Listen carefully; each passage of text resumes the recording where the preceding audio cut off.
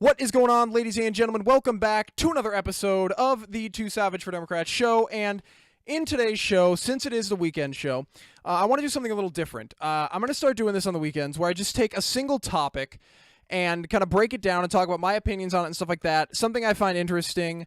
And today's episode is going to be about anarchy. And we're going to talk about anarchy, whether I think it's realistic or not, what I think of the idea of an Ancap society, and we're going to get into it, and I think it's going to be pretty interesting. I think you guys are going to really enjoy. There's a lot of Ancaps. I was having a discussion with some friends last night about an Ancap society, and our discussion was very interesting, and that's what kind of motivated me to do this today, was after that discussion.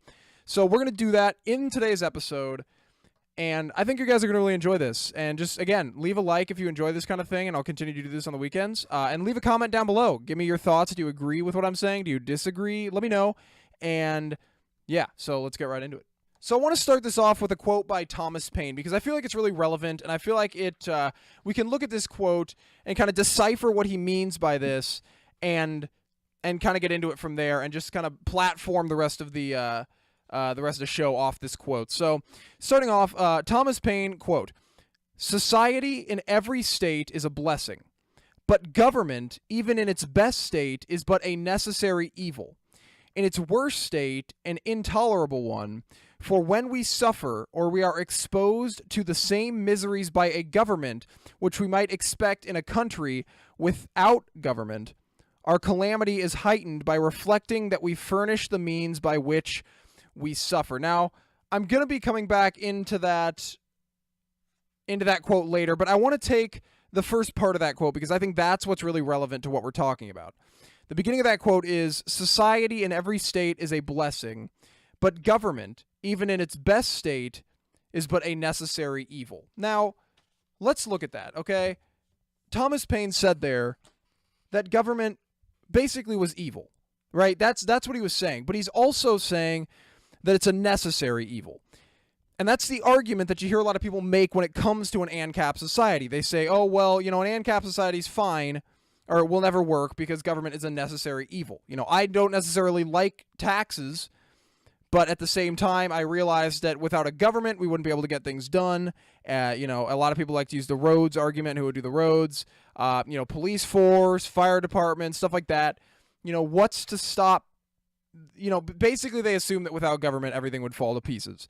And that is kind of the concern with a lot of people when it comes to anarchy. And I think that's why a lot of people, when they hear the term anarchy, or when they think, Ancap society, that's what comes to their mind, because that's what they've been taught. That's what their biases toward it are, because they've watched The Purge, and, it's like, oh, look, there's no laws, go kill everybody you want, and they assume that that's what an anarchy society is going to be like, just because of that. Now, I'm not necessarily saying, and I'll get into it, I am not myself an Ancap, right? I would consider myself to be kind of an independent nationalist, conservative / kind of thing, but I'm going to get into why I'm kind of defending anarchy and why I'll be defending an Ancap society in this video, because I think it's really... Let me just get into it and we'll talk about it. But first, I'm going to kind of debunk some of the claims made by people on why an Ancap society would not work, and we're going to move from there. So let's start off just kind of debunking some of the claims, and we'll move from there. So I have literally pages and pages of statistics on this on my computer. I collect statistics. I read books. I watch videos. I watch movies, documentaries, whatever, and I just collect statistics regardless of what they are. And so I could do this video going off like, okay, so 25% of blah, blah, blah, and blah, blah, blah, blah, and just bore you guys with statistics, but I really don't want to do that. I want to make this entertaining. So I'm basically going to be debunking the main claims made against an anarchy society, an Ancap society, and then we are going to, kind of rebuttal against those. But I'm not going to go into all the statistics and stuff in this video because this is kind of a test to see if you guys enjoy this kind of thing. And if you do, then we can make more and go into more, detail and everything like that if that's what you guys want. But I don't really know what you guys want. So let me know down below. But anyway, let's get right into it, talking about why an anarchy society would work, and if it's realistic or not. So the first thing I want to cover is the realisticness of it, because I am obviously not an anarchist. Like I said, I'm not an anarchist. I don't consider, I wouldn't want to identify myself with an anarchist because I don't really believe that an anarchy society is sustainable. Okay, I think that the idea of an anarchy society, of an Ancap society, Ancapistan is what they like to call it, the idea of it, in principle, sounds fine, right?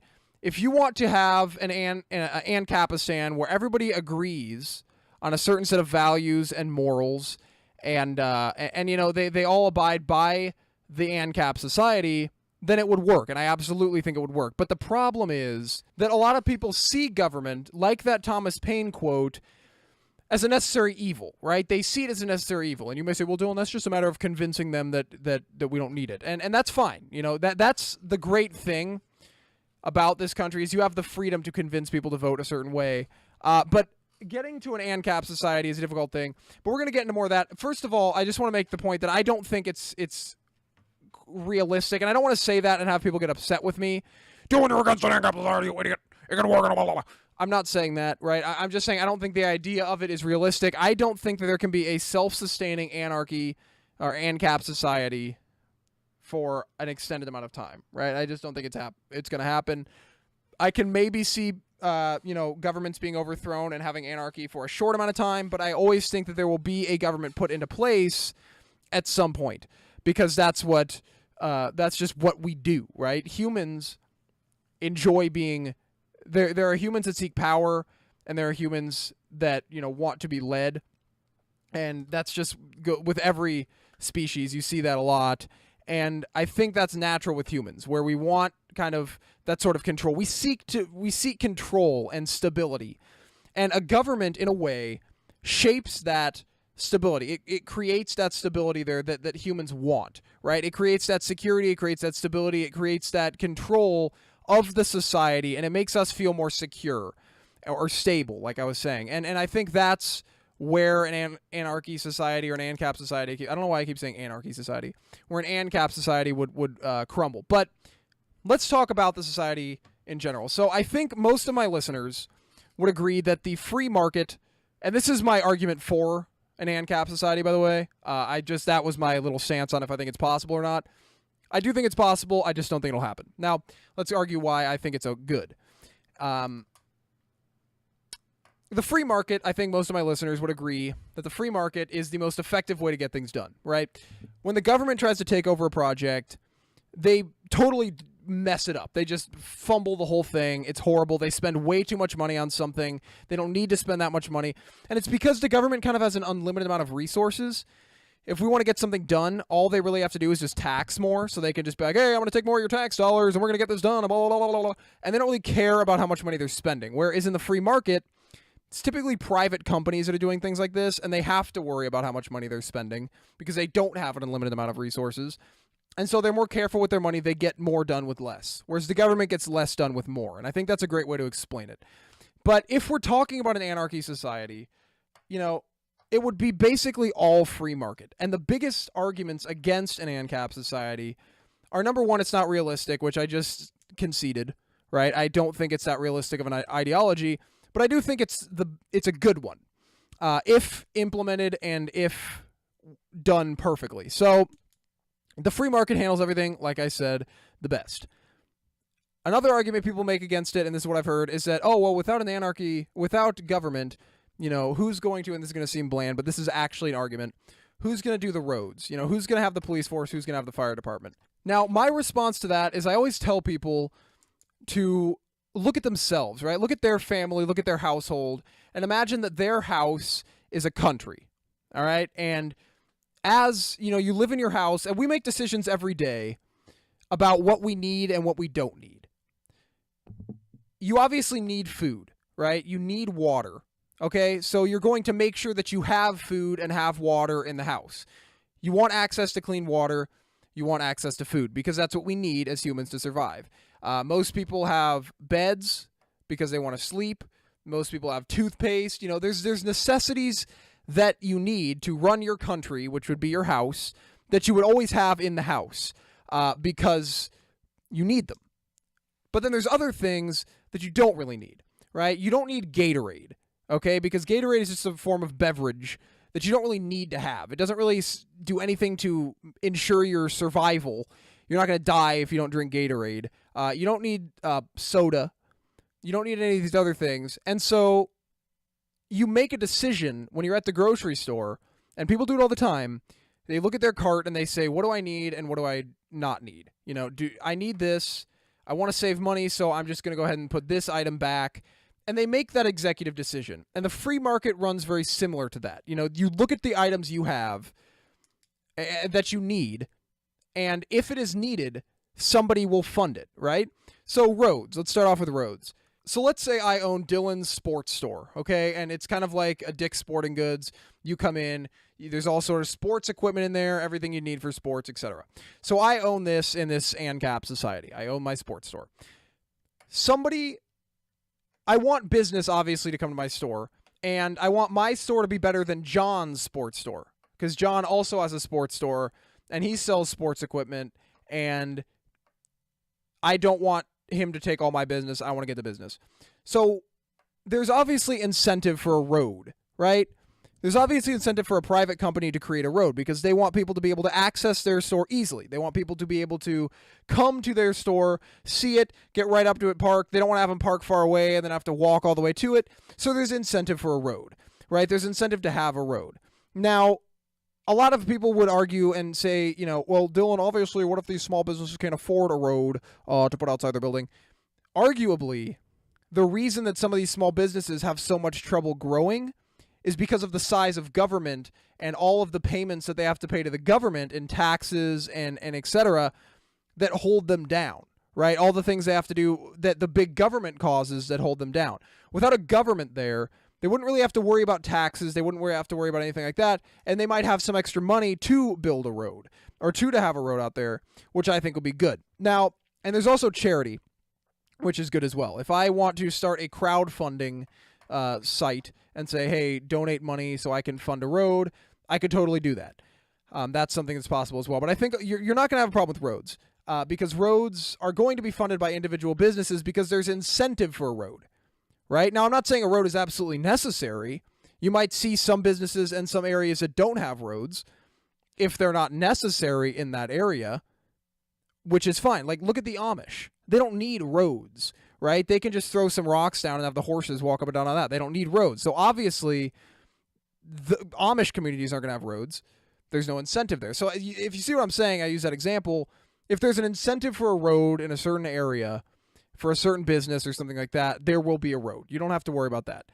Which the road actually might be less expensive because of the fact that the government isn't doing it. Because like I said, the government makes everything more expensive. Now, the other argument I hear is that, well, Dylan, what are we going to do about the police? What are we going to do about the fire department? What are we going to do about this, and that? Because there's this idea out there, and I don't know where it comes from, but there's this idea out there that if we don't have a police force that's funded by the government, then all of a sudden people are just going to be running around killing each other all the time, which isn't going to happen at all. Number one, in an Ancap society, you will be free to defend yourself, right? If someone comes on your property, right now there are some places with the castle doctrine, but there are some areas like California, California, and New York and other places like that where it's really hard to get access to a weapon. You basically have to rely on the police. The government has created this atmosphere where you have to rely on the police in some places. Obviously in Kansas, you don't have to have a license to conceal carry, stuff like that, which, that's cool. But in an Ancap society, you would be able to defend yourself. I think that, self-defense is something that we all think is important, and in an Ancap society, you would be able to defend yourself. If someone comes to break into your house, if someone comes to take an item that you have, you can defend yourself.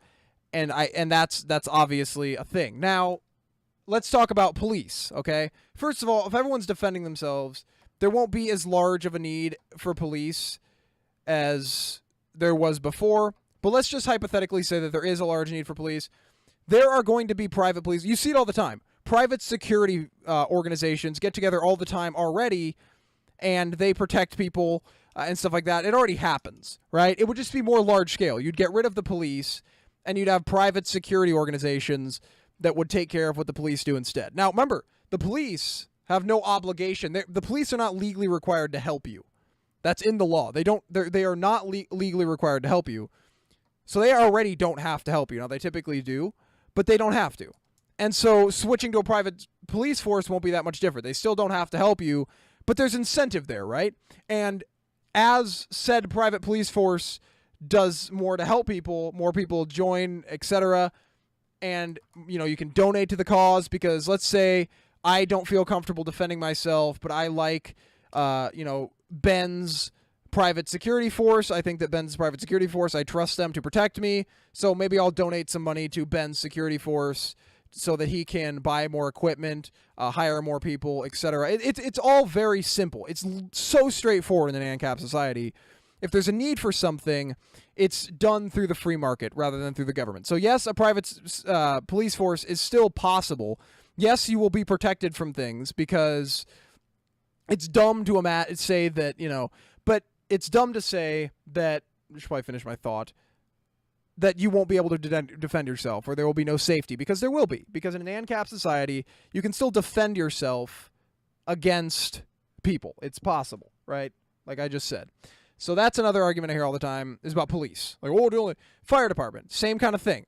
It's necessary in a society to have something like that. Like what if there's an accidental fire, something like that, emergency situation. Private emergency groups will still be there. We're still going to have hospitals. We're still going to have all this stuff. That's all going to be there in a potential ANCAP society in Ancapistan. That's all going to be there still. Just like I said at the beginning of the show, if it's a necessity, it will be provided, right? Just like if you're at your house and you really need something, it will be provided. If you're going to make tacos and you have everything but the taco seasoning, you're going to go buy taco seasoning because you need it, but you're not going to go buy Gatorade because you don't need Gatorade, right? You're going to buy the taco seasoning because it's a necessity. The same kind of thing goes in an ANCAP society. If something is needed, it will be provided by the public. It'll be provided by, arguably that's better, right? Because if we get rid of, honestly, government holds innovation back. I think the government does a lot to hold innovation back. I think that without a government, and with, or at least a significantly smaller government, which I know a lot of my viewers support. I might be stretching it a little bit with the whole ANCAP thing. But again, I'm making an argument for ANCAP. Again, like I said, I don't think it's realistic. I don't think it's going to happen, but I'm making an argument for it because I do think that a perfect ANCAP society would work. An ideal ANCAP society would work. But I know a lot of my listeners are small government, and I think we would all agree that the free market handles things better. And so really with an ANCAP society, you're just kind of pushing that free market to an extreme. And another reason why the free market handles things really well is accountability. Accountability is very important. All right? If you have a private security force we were talking about earlier, or maybe you have a company that makes roads or something like that, I like to use roads and police as examples because those are the big ones that people like to try and debunk anarchism with. If you have a company that it's a private security force and you aren't doing a good job, the people hold you accountable. If someone's paying you, you'll probably charge a price for what you do. People will pay that price because they think that you will do a good job and they respect you. But if you don't do a good job, the people are going to hold you accountable. Word's going to get around that you're not doing a good job, and you're literally going to flop, right? Your company is going to flop. When it comes to the government, they aren't held accountable at all. Let's take the TSA, for example. NBC News reported that the TSA there was a study conducted on the TSA where basically a bunch of people would get bombs or illegal things in their bags that they weren't supposed to have in their bags that are supposed to be illegal. Like the TSA is supposed to catch it. And then they'd have these people walk through the TSA checkpoints, and 95% of people with the illegal items in their bags got through. Okay? 95%. Now, if this were a private security checkpoint or a private security situation, and 95% of people with illegal items got through, they would be held accountable, right? Whoever was paying for that, the people that were paying for that would be able to stop it. They would say, this is ridiculous. The private airport that's paying some of its money to the private security force to make sure that its airport is safe and planes take off from its airport is safe. Obviously, that's in demand. You want to make sure that everything's safe, so you hire a police force or a security force. If they're not doing their job, you're going to let them go and you're going to get a new one. It's all demand. That's what the free market is, and that's why the free market handles things so well. The TSA allows 95% of illegal things to get through that they should be finding, and the people still have to pay for it through taxes. They're not held accountable at all. There is no accountability when it comes to the government. The government can do anything it wants, and there's no accountability. And that's another reason why the free market handles things so much more efficiently, because you're forced to be better. If you want to start a business, if you want to start a private security firm or whatever, you have to be much better than the other people. You have to be better. With the government, it's not fair because they can create the TSA, force out all of these other ones through the government monopolies, right? Because that's what basically the government is. It literally can create monopolies. It doesn't want us creating monopolies, but they can create a monopoly. They kick out the TSA or all of the private companies and just put the TSA. Even though the private companies work better, they're like, no, we'd rather have the TSA, so bye-bye. And less effective, less safe, and at your cost. That's literally what we're paying for government programs that don't work. If the government decided one day that it thought it could do a better job than Uber would be out of business. I can guarantee it. Because the government would create some sort of program. It would be ridiculous. It would be free. They would make it unfair for Uber to go. I mean, the free market does everything better. That's the point of this whole video, is that the free market handles things better. Now, with an Anarchy Society, with an Ancap Society, Ancapistan, whatever the Moses you want to call it, they handle things better. That's just, it's an extreme free market, basically, right? The people are their own government. The people are their own government. I don't see a very big problem with that. I see it as an extreme of libertarianism. I see it as an extreme of conservatism. But now let's talk about how do we get to an Ancap society, because I basically explained what an Ancap society is. Obviously, I didn't cover every single argument because I'm not going to take all the time to do that because I want to keep this video 30 minutes. But let's explain how to get to an anarchy society, or let's explain how to get close to it. Because I think one of the most important things right now is to limit the size of government. Government is too big, right? Now, you can't just walk up to somebody. It's unrealistic, I should say, to just walk up to people and be like, hey, you support anarchy? Hey, whoa. You know, it's not going to happen. You're not going to get the popular support for an ANCAP society just by walking around telling people. It's little by little. It's the same kind of thing with a flat tax. I support a flat tax. A lot of people support a flat tax. I'm realistic, and I understand that you're not just going to walk into Washington as president of the United States and pass a flat tax on your first day. That's not going to happen. Congress isn't going to want it. The Democrats aren't going to want it. You have to ease people into it. The first thing you do is you start by simplifying the tax code. You simplify the tax brackets, you simplify the tax code, and then you move from there. And then as things start to improve, you say, hey, look, taxes are cheap, taxes are low. We've simplified the tax code. It's working. Why don't we continue to do it? People are enjoying it. Let's continue to do it. That's fine. You eventually make your way to a flat tax. Little by little, you make your way to a smaller government situation. We have a problem where a lot of these people who favor libertarianism or favor anarchy don't take the time to actually try to ease the way into it. They just kind of come out and say, let's do it. You need to ease your way into it. We need to start limiting the size of government drastically. We need to get the government down to the only thing it does is absolute necessities that obviously the free market could handle, but you know what I mean by necessities. You know, police, whatever. Those are things that a lot of people, it's going to be hard for them to say, yeah, let's get rid of the police and let's get rid of all this stuff, the fire department, whatever. So if we can get it down to taxation is, you know, taxes are really low. That shrinks the size of government because obviously the government can't fund as much stuff without all the taxes. You know, we need to get rid of the welfare state. We need to get rid of all these things. And once we start shrinking the size of government, we can say, hey, look, we're shrinking the size of government. Jobs are getting better. You know, there's more jobs. The economy's improving. All this stuff. Look how good this is doing. Let's continue to do it. And we just keep moving it down and down and down. And eventually we get to a small government. That's how you get to something like this. It's not through, you know, just doing it on the first day, signing it into thing, which is what a lot of people, and Donald Trump has done this too. It's what a lot of people say they're going to do. It's just going to get into office and make it happen on the first day. Realistically, it's not going to work. But anyway, I just wanted to make a short video. That's how you get to an ANCAP society. If you ever want to get to one, is you have to start easing the people into the idea of something like that, showing them it works, showing them the facts. And that's why I made this video. Again, like I said, I don't necessarily agree with an ANCAP society. I don't think it would work realistically, but there is an argument to be made that in a perfect situation, it could potentially work. So that's my argument for an ANCAP society. Next week, we're going to have another one. I might even do another one tomorrow. I might just do 2 a week of videos like this, and that's what we're going to do. That's it for today's video, ladies and gentlemen. If you enjoyed, please like and share, and don't forget to comment your opinions down below. I will catch up with you guys next time. Bye-bye.